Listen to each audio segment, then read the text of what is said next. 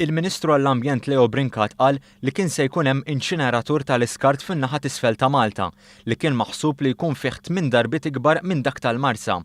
Meta kien qiegħed jitkellem waqt attività politika f'Birzebbuġa, il-Ministru Brincat iddeskriva dan bħala parti mill-imperu li ħalla warajh l-eks Ministru George Policino.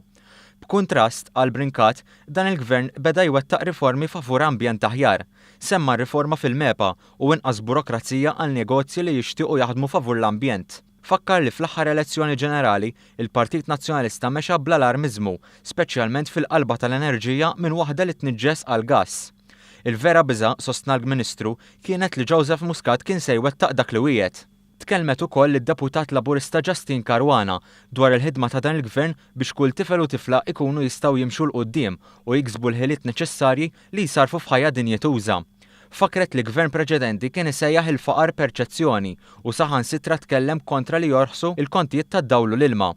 L-istess nies issa għarfu li l-faqar hija realtà u li jeħtieġ li jorħsu l-kontijiet, iżda jinsabu medija jikkritikaw il-Gvern u jbeżżaw lill-poplu. Il-kandidat għall-elezzjoni tal-Parlament Ewropew Charlon Guder stqar li fil-waqt li gvern preċedenti ftaħar li ħoloq medja ta' 8 impjiegi kuljum fi 3 xhur ta' qabel l-elezzjoni ġenerali, dan il-gvern fl-ewwel 10 xhur ta' din is-sena ħoloq 5,000 impjieg ġdid, fil-maġġoranza tagħhom full-time. Għat 3 snin li ġejjin, il-gvern kommess li joħloq 2,600 impjieg ġdid. Charlon Guder stqar li l-kisbiet ta' dan il-gvern huma dovuti għall-attitudni proattiva u innovattiva.